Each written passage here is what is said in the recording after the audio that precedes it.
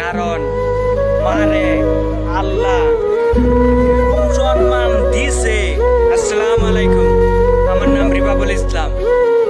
আমার একটা কথা শোনা যায়, যে নাকি মা বাপে পালায়া দেয় এর মতন কম দামি মানুষ এই পৃথিবীর মধ্যে জন্মেছে না। কারণ মারে আল্লাহ এরকম সম্মান দিছে, একদম কয়ে দিছে যে মার পায়ের নিচে জান্নাত। হে মারে মানুষে জানি কিবা ফালায় দে, এর মতন নিকৃষ্ট মানুষ আর পৃথিবীর মধ্যে জন্মেছে না। হ্যালো ভাই।